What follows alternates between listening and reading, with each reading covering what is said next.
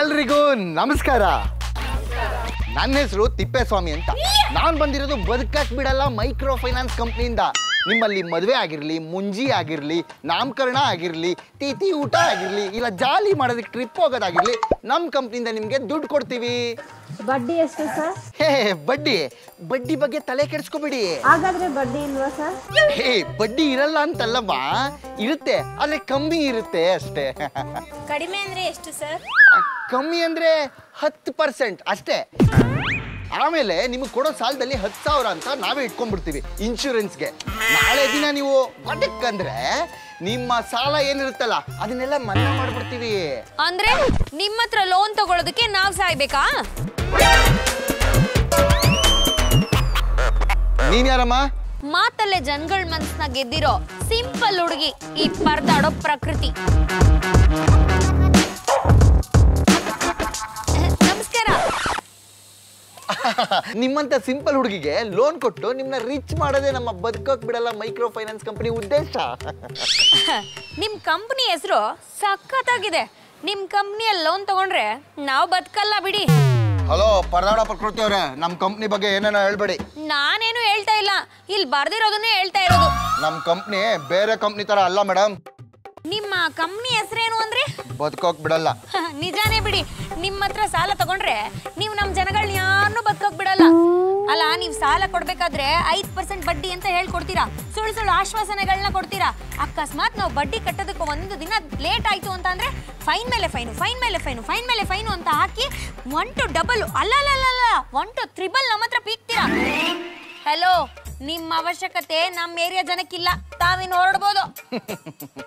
ಲಕ್ಷ್ಮಿ ಮನೆ ಬಾಗಿಲಿಗೆ ಬಂದ್ಬಿಟ್ಟು ಟುಕ್ಕು ಟುಕ್ಕು ಟುಕ್ಕು ಟುಕ್ಕು ಅಂತ ಬಾಗಿಲು ತಟ್ಟಿದ್ರು ಬೇಡ ಅಂತ ಕಳಿಸ್ತಾ ಇದ್ದೀರಾ. ಸಾಲ ಕೊಡ್ಬೇಕಾದ್ರೆ ಲಕ್ಷ್ಮಿ ಮನೆ ಬಾಗ್ಲಿಗೆ ಬಂದು ಟುಕ್ಕು ಟುಕ್ಕು ಅಂತಾನೆ ಕೊಡ್ತಾರೆ. ಅದೇ ಕಿತ್ಕೋಬೇಕಾದ್ರೆ ಯಮನ್ ತರ ಬಂದು ಪಾಷಾಣ ಹಾಕ್ಬಿಟ್ಟು ಸಾಯಿಸ್ತೀರಾ. ನಿನಗೆ ಮಾತು ಕೊಡೋದಕ್ಕಾಗೋದಿಲ್ಲ. ನಿಮ್ಗೆ ಯಾರಿಗೂ ಸಾಲ ಬೇಡವಾ? ನೀವೆಲ್ಲ ಈ ಪ್ರಕೃತಿ ಮಾತು ಕೇಳ್ಕೊಂಡೇ ಇರಿ. ನಿಮಗೆ ಕಷ್ಟ ಬರುತ್ತೋ ಬಿಡುತ್ತೋ ನನಗೆ ಗೊತ್ತಿಲ್ಲ, ಅದೇ ನಿನಗೆ ಮಾತ್ರ ಖಂಡಿತ ಕಷ್ಟ ಬರುತ್ತೆ. ಅವಾಗ ನಮ್ಮ ಬದುಕೋಕ್ ಬಿಡಲ್ಲ ಮೈಕ್ರೋ ಫೈನಾನ್ಸ್ ಕಂಪ್ನಿನೇ ನಿನ್ ಕಷ್ಟಕ್ಕಾಗೋದು. ಇಟ್ಕೊಂಡಿರೋ ವಿಸಿಟಿಂಗ್ ಕಾರ್ಡ್ನ. ಹೇ, ನನ್ಗೇನ್ ಪ್ರಾಬ್ಲಮ್ ಬರಲ್ಲ, ಹೋಗಲೇ. ಇವನ್ ಮಾತು ಕಟ್ಕೊಂಡು ನೀವೆಲ್ಲ ಬಂದಿದ್ದೀರಲ್ಲಕ್ಕ, ಹೋಗ್ ಸುಮ್ಮನೆ ಧಾರಾವಾಹಿ ನೋಡ್ರಿ. ಹಲೋ ಪ್ರಕೃತಿ, ಎಲ್ಲಿದ್ಯಾ? ನಿನ್ಗೋಸ್ಕರ ಕಾಯ್ತಾ ಇದೀನಿ, ಬೇಗ ಬಾ.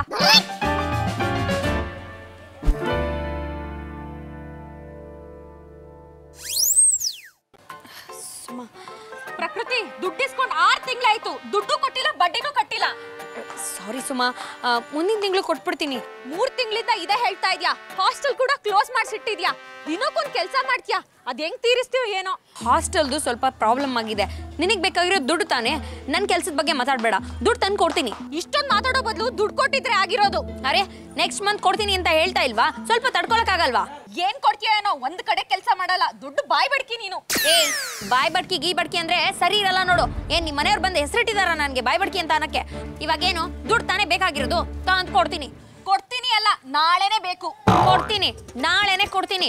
ಇವಾಗ ತಾವು ತೆಪ್ಪಿಗೆ ಹೋಗ್ತಾ ಇರು. ನನ್ನ ಕಣ್ಮುಂದೆ ಕಾಣಿಸ್ಕೋಬೇಡ ನೀನು, ಹೋಗೆ. ನನ್ನೇನೆ ಬಾಯ್ ಬಡ್ಕಿ ಅಂತ ಕರೀತಾಳೆ. ಏನು ಇವಳು ನನಗೆ? ಇವರೆಲ್ಲ ಒಂದು ಫ್ರೆಂಡ್ಸು.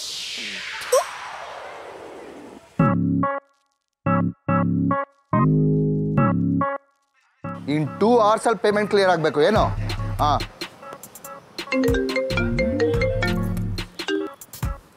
ಹಲೋ, ಬದುಕೋಕ್ ಬಿಡಲ್ಲ finance company. Whose this? Sir, ನಾನು ಪರದಾಡೋ ಪ್ರಕೃತಿ. ಓ ಪ್ರಕೃತಿ, ಮೊನ್ನೆ ನಮ್ಮ ಕೆಲ್ಸಕ್ಕೆ ನೀವೇ ಅಲ್ವಾ ಕಲ್ಲು ಹಾಕಿದ್ದು? ಇರ್ಲಿ, ಪರವಾಗಿಲ್ಲ. ಏನು ವಿಷಯ? ಅದು ಸ್ವಲ್ಪ ಲೋನ್ ಬೇಕಾಗಿತ್ತು, ಸಿಗುತ್ತಾ ಅಂತ. ಅದಕ್ಕೆ ಅಲ್ವಾ ನಾವಿರೋದು. ನಾನೊಂದು ಲೊಕೇಶನ್ ಕಳಿಸ್ತೀನಿ, ಪಟ್ಟನಂಗೆ ಬಂದ್ಬಿಡಿ. ಹಾಂ ಸರ್, ಬರ್ತೀನಿ ಸರ್. ಬೇಗ ಬಂದ್ಬಿಡಿ. ಪ್ರಕೃತಿ, ಅವತ್ತು ನಮಗೆ ಎಲ್ಲರೂ ಮುಂದೆ ಅವಮಾನ ಮಾಡಿದೆ ಅಲ್ಲ, ನೋಡ್ತಾ ಇರಿ. ಇನ್ಮೇಲೆ ಬದುಕಕ್ ಬಿಡಲ್ಲ ಫೈನಾನ್ಸ್ ಕಂಪ್ನಿ ಈ ಪ್ರಕೃತಿನ, ಬದುಕಕ್ಕೆ ಬಿಡಲ್ಲ.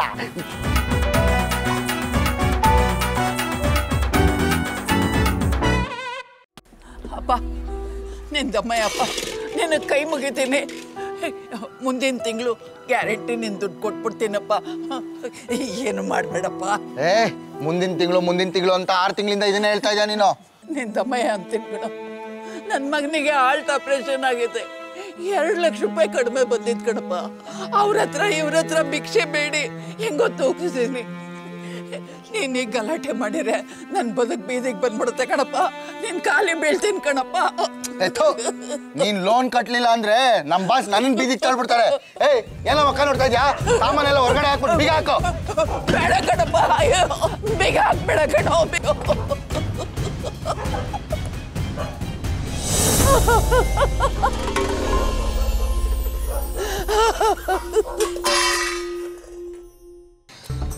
ಲೋನ್ ಈಸ್ಕೊಳ್ಳುವಾಗ ಫುಲ್ ಆಕ್ಟಿವ್ ಆಗಿರ್ತಾರೆ, ವಾಪಸ್ ಕೊಡುವಾಗ ಮಾತ್ರ ಸೀರಿಯಲ್ ನಾಟಕಗಳು. ಏನ್ ವಿಷಯ? ಫೋನಲ್ಲಿ ಹೇಳಿದ್ನಲ್ಲ ಲೋನ್ ಬೇಕಾಗಿತ್ತು ಅಂತ. ಏನ ಲೋನ್ ಬೇಕಾಗಿತ್ತು ಅಂತ? ಅವತ್ತೇನೋ ದೊಡ್ಡದಾಗಿ ಭಾಷಣ ಹೊಡಿತಾ ಇದ್ದೆ. ಇವಾಗೇನು? ಸರ್ ತುಂಬಾ ಅರ್ಜೆಂಟ್ ಇದೆ. ಇವಾಗ ಲೋನ್ ಮಾಡಿಸ್ಕೊಡಕ್ಕಾಗುತ್ತಾ ಇಲ್ವಾ? ಇರ್ಲಿ ಲೋನ್ ಕೊಡೋದಕ್ಕೆ ಅಲ್ವಾ ನಾವಿರೋದು. ಎಷ್ಟು ಬೇಕಾಗಿತ್ತು? 10 ಲಕ್ಷ. 10 ಲಕ್ಷ? ಕಾಮಿಡಿ ಮಾಡ್ತಾ ಇದೆಯೇನಮ್ಮ? ಇಷ್ಟಕ್ಕೂ 10 ಲಕ್ಷಕ್ಕೆ ನಿನ್ನ ಹತ್ರ ಏನಿದೆ ಡಾಕ್ಯುಮೆಂಟ್ಸು? ನನ್ನ ಮನೆ ಪತ್ರ ತಗೊಂಡು ಬಂದಿದ್ದೀನಿ. ಮನೆ ಪತ್ರ? ಇದು ನಿಮ್ಮ ಹೆಸರಲ್ಲೇ ಇದೆಯಾ ಮೇಡಮ್? ಮೇಡಮ್ ಆದರೆ ಡಾಕ್ಯುಮೆಂಟ್ಸ್ ಎಲ್ಲ ಕರೆಕ್ಟ್ ಆಗಿದೆ. ನನ್ನ ಹೆಸರಲ್ಲೇ ಇದೆ ಸರ್. ಮೇಡಮ್ 10 ಲಕ್ಷ ಸಾಕ, ಇನ್ನೂ ಜಾಸ್ತಿ ಏನಾದರೂ ಬೇಕಿತ್ತ ಮೇಡಮ್? ಬೇಡ ಸದ್ಯಕ್ಕೆ 10 ಲಕ್ಷ ಸಾಕು. ಡಾಕ್ಯುಮೆಂಟ್ಸ್ ಎಲ್ಲ ಪರ್ಫೆಕ್ಟ್ ಆಗಿರೋದ್ರಿಂದ ನಿಮ್ಗೆ ಆದಷ್ಟು ಬೇಗ ಲೋನ್ ಆಗೋಗುತ್ತೆ. ಡೋಂಟ್ ವರಿ ಮಾಡ್ಕೋಬೇಡಿ. ಆದರೆ ಟೈಮ್ಗೆ ಲೋನು ವಾಪಸ್ ಕಟ್ಬಿಡ್ಬೇಕು. ಅದ್ರ ಬಗ್ಗೆ ಎಲ್ಲ ಯೋಚನೆ ಮಾಡಬೇಡಿ sir. Loan time to time ಕಟ್ಬಿಡ್ತೀನಿ. ಹಾಗಾದರೆ ತೊಂದರೆ ಇಲ್ಲ. ಸಂಜೆ ಆಫೀಸ್ ಹತ್ರ ಬಂದು ಲೋನ್ ಇಸ್ಕೊಂಡು ಹೋಗಿ.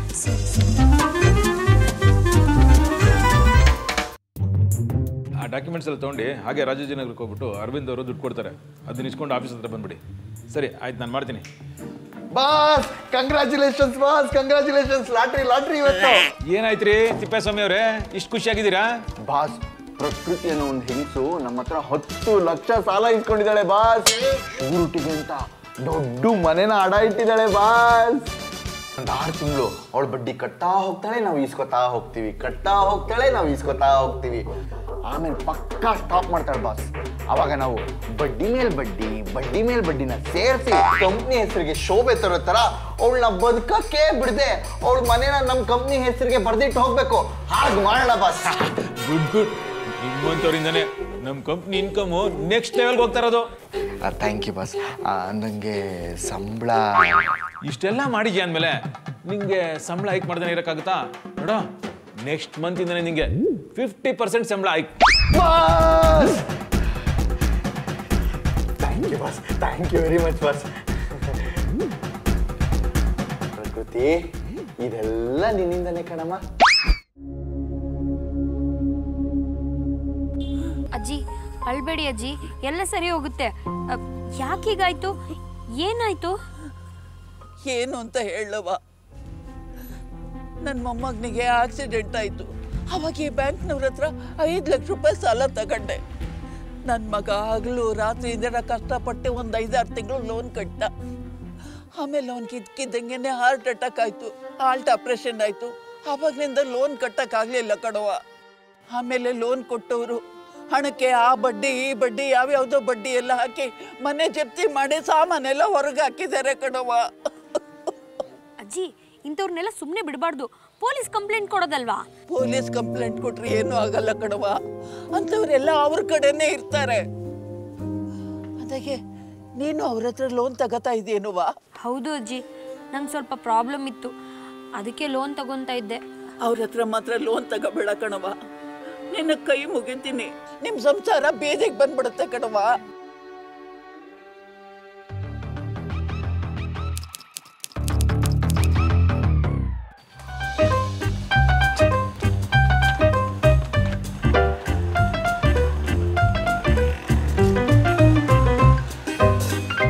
ತಿಂಗಳಿಂದ ಈ ಪ್ರಕೃತಿ ಫೋನೇ ತೆಗಿತಾ ಇಲ್ಲ.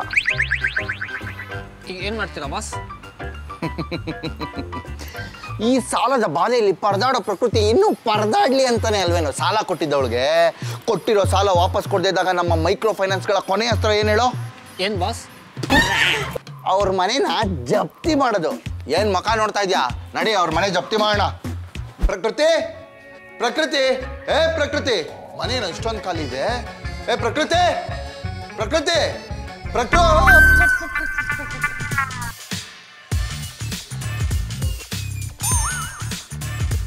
ಬಾಸ್, ನೀವೇನ್ ಬಾಸ್ ಇಲ್ಲಿ? ಲೇ ಇದು ನಮ್ಮನೆ ಕಣ, ನಾನಿಲ್ದೆ ಮತ್ತಾರು ಇರ್ಬೇಕು?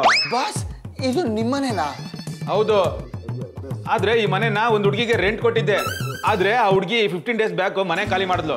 ನೆಕ್ಸ್ಟ್ ಬೇರೆಯವ್ರಿಗೆ ಮನೆ ಬಾಡಿಗೆ ಕೊಡ್ಬೇಕಲ್ವಾ, ಅದಕ್ಕೆ ಮನೆ ಏನಾದ್ರು ಡ್ಯಾಮೇಜ್ ಮಾಡಿದಲ್ಲ ಹುಡುಗಿ ಅಂತ ಚೆಕ್ ಮಾಡ್ಕೊಂಡು ಹೋಗೋಣ ಅಂತ ಬಂದೆ. ಬಾಸ್ ಇದು ನಿಮ್ಮನೆ ಅಂತ ಗೊತ್ತಿರಲಿಲ್ಲ ಬಾಸ್. ಅದು 6 ತಿಂಗಳ ಹಿಂದೆ ಪ್ರಕೃತಿ ಅಂತ 10 ಲಕ್ಷ ಸಾಲ ಇಸ್ಕೊಂಡಿದ್ಲು ಅನ್ನಲ್ಲ. ಹೌದು, ಅವಳು ಶ್ಯೂರಿಟಿಗೆ ಅಂತ ಕೊಟ್ಟಿದ್ದು ಡಾಕ್ಯುಮೆಂಟ್ಸ್ ಇದೆ ಮನೆದು ಬಾಸ್. ಲೇ ಫೂಲ್, ಇದು ನಮ್ಮನೆ ಡಾಕ್ಯುಮೆಂಟ್ಸ್ ಕಣೋ. ಮತ್ತೆ ಪ್ರಕೃತಿ ಅಂತ ಇದೆ ಹೆಸರು. ಲೇ ಪ್ರಕೃತಿ ಅಂದ್ರೆ ನನ್ನ ಹೆಂಡತಿ ಹೆಸರು ಕಣೋ. ನಿಮ್ಮಂತವ್ರನ್ನೆಲ್ಲ ನಾನು ಕೆಲ್ಸಕ್ಕೆ ಇಟ್ಕೊಂಡಿದ್ದೀನಲ್ಲ, ಕರೆಕ್ಟಾಗಿ ವೆರಿಫಿಕೇಶನ್ ಮಾಡಿ ಲೋನ್ ಕೊಡೋಕ್ಕಾಗಲ್ವಾ? ನೋಡೋ, ಈ ಲೋನ್ ರಿಕವರಿ ಆಗೋ ತನಕ ನನಗೆ ಮಕಾನು ತೋರಿಸ್ಬೇಡ, ಕೆಲ್ಸಕ್ಕೂ ಬರಬೇಡ ನೀನು.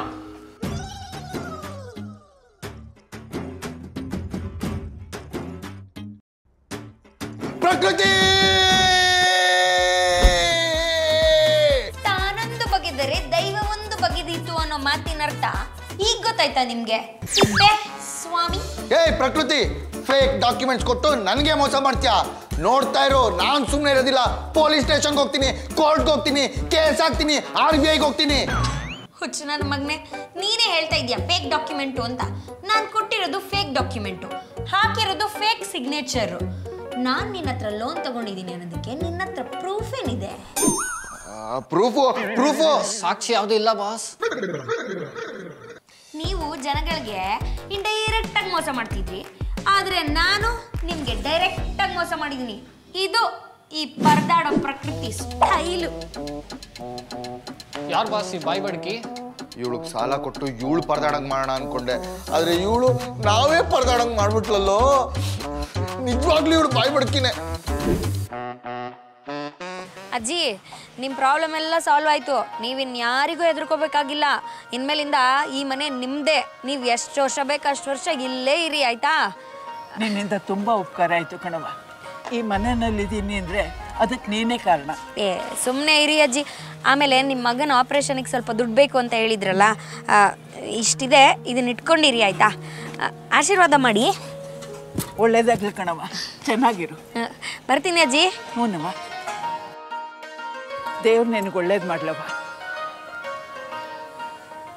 ಆಂಟಿ, ಎಲ್ಲಾದರೂ ಲೋನ್ ತೊಗೊಂಡಿದ್ದೀರಾ? ಇಲ್ಲಿ ನೋಡಿ ಆಂಟಿ, ಇಲ್ಲಿ ನೋಡಿ ಆಂಟಿ, ಎಲ್ಲಾದರೂ ಲೋನ್ ತೊಗೊಂಡಿದ್ದೀರಾ? ನೀವು ಯಾರಾದ್ರೂ ಲೋನ್ ತೊಗೊಂಡಿದ್ದೀರಾ? ಅಯ್ಯಯ್ಯೋ, ನೀವು ತಗೊಂಡಿಲ್ಲ ಅಂದ್ರೆ ಡೋಂಟ್ ವರಿ ಮಾಡ್ಕೋಬೇಡಿ, ನಾನಿದ್ದೀನಿ ಸಾಲ ಕೊಡೋದು. ನೀವು ಸಾಲ ಕೊಡೋಕೆ ಬಂದರೆ ಕಟ್ ಮಾಡಿಬಿಡ್ತೀವಿ. ಸಾಲ ಕೊಡೋದು ಬೋರ್ಡ್ನ. ಆ್ಯಕ್ಚುಲಿ ನಮ್ಮ ಜನ ಲೋನ್ ತೊಗೊಂಡು ಸಿಕ್ಕಾಬಟ್ಟೆ ಕಡೆ ಲೋನ್ ಫ್ರೀಯಾಗಿ ಕೊಡ್ತಿದ್ದಾರೆ, ಕಡಿಮೆ ಪರ್ಸೆಂಟಿಗೆ ಕೊಡ್ತಿದ್ದಾರೆ ಅಂತ ತೊಗೊಂಡು ಯಾಮಾರ್ತಾ ಇದ್ದಾರೆ. ಹೆಂಗೆ ಯಾಮಾರ್ತಾ ಇದ್ದಾರೆ ಅಂತ ಅಂದ್ಬಿಟ್ಟು ನಮ್ಮದೊಂದು ಶಾರ್ಟ್ ವಿಡಿಯೋದಲ್ಲಿ ತೋರಿಸಿದ್ದೀವಿ. ತಪ್ಪದೆ ಬಾಯ್ ಬಡ್ಕಿ ಯೂಟ್ಯೂಬ್ ಚಾನಲ್ಗೆ ಹೋಗಿ ನಮ್ಮ ಇವತ್ತಿನ ವಿಡಿಯೋನ ನೋಡಿ, ಲೈಕ್ ಮಾಡಿ, ಶೇರ್ ಮಾಡಿ, ಎಲ್ಲರೂ ಒಟ್ಟಿಗೆ ಹೇಳಿ ನಮ್ಮ ಚಾನಲ್ ಸಬ್ಸ್ಕ್ರೈಬ್ ಮಾಡಿ. ಪ್ರಕೃತಿ, 2 ದಿನಕ್ಕೆ ಅಮಾವಾಸ್ಯೆ ಬರ್ತಿದೆ, ಪೂಜೆ ಮಾಡಬೇಕು, ಮನೆಯೆಲ್ಲ ಕ್ಲೀನ್ ಮಾಡಿಬಿಡು. ನಾನು ಕ್ಲೀನ್ ಮಾಡಲ್ಲ. ಅಂದ್ರೆ ನಾನು ಮಾಡ್ಲಿ ಅಂತನಾ? ನನ್ನ ಕೈಯಲ್ಲಿ ಆಗಲ್ಲ. ನನ್ಗೆ ಆಫೀಸ್ ಕೆಲಸ ಇರುತ್ತೆ, ನಾನು ಮಾಡಲ್ಲ. ಮತ್ತಾರು ಮಾಡ್ತಾರೆ? ಅವರೇ ಮನೆ ಕೆಲಸದವ್ರನ್ನ ಕರೆಸಿ ಮಾಡಿಸಿ. ಮನೆ ಕೆಲಸದವ್ರ ಕೈಲಿ ಮನೆ ಕ್ಲೀನ್ ಮಾಡ್ಸಲ್ಲ ಅಂತ ನಿನಗೆ ಗೊತ್ತು ತಾನೆ? ಹಾಗಿದ್ರೆ ಒಂದು ಕೆಲಸ ಮಾಡಿ, ನೀವೇ ಕುತ್ಕೊಂಡು ಎಲ್ಲ ಮನೆ ಕ್ಲೀನ್ ಮಾಡಿ. ಏನಂದೆ? ನಾನು ಮನೆ ಕ್ಲೀನ್ ಮಾಡ್ಬೇಕಾ?